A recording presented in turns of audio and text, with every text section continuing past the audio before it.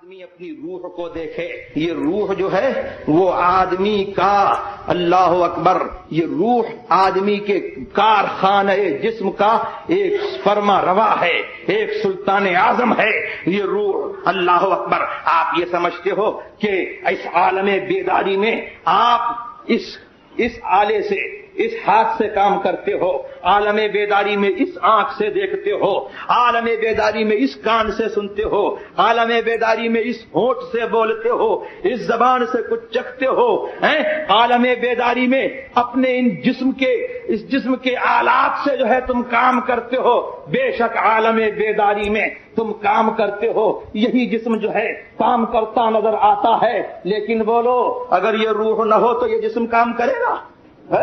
یہ روح نہ ہو تو یہ جسم کام کرے گا؟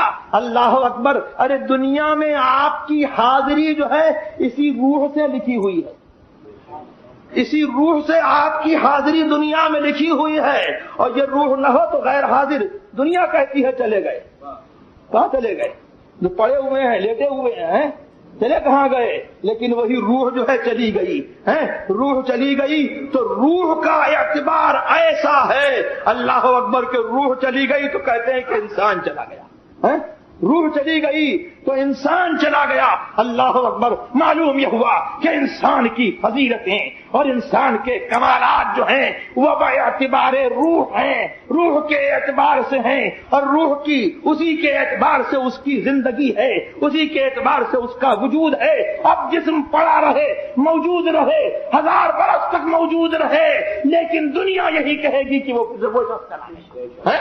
اللہ اکبر. تو دیکھو اس روح کے تصرف کا عالم، کہ جب عالم بیداری میں یہ خدمت لیتی ہے، اس جسم سے خدمت لیتی ہے، اور جب روح جو ہے اجازت دیتی ہے، اس جسم کو آرام کرنے کی اجازت دیتی ہے، اللہ اکبر، تو بولو کیا روح جو ہے، جسم تو معطل ہو جاتا ہے، جسم بیکار ہو جاتا ہے، لیکن کیا روح بھی بیکار ہو جاتی ہے؟ اللہ اکبر. آپ سو رہے ہیں، آرام کر رہے ہیں، لیکن اب آپ جو ہے ہاتھ کو بھی چلتا دیکھتے ہیں، پیر کو بھی چلتا دیکھتے ہیں، آنکھ کو بھی بینا دیکھتے ہیں، گوشت کو بھی شنوا دیکھتے ہیں، لب کو بھی گویا دیکھتے ہیں، زبان کو بھی ذائقہ محسوس کرتے ہیں، ناک کی بھی جو ہے، ناک میں جو ایک سونگھنے کی کیفیت ہے اس کو بھی محسوس کرتے ہیں. تو کیا یہ ناک سونگ رہی ہے؟ کیا یہ لب بول رہے ہیں؟ کیا یہ کان سن رہے ہیں؟ کیا یہ آنکھ دیکھ رہی ہے؟ کیا یہ ہاتھ کام کر رہا ہے؟ کیا یہ پیر کام کر رہا ہے؟ سنو اللہ اکبر. یہ روح جو ہے وہ عالم امر سے ہے. اللہ فرماتا ہے قل الروح من امر ربی.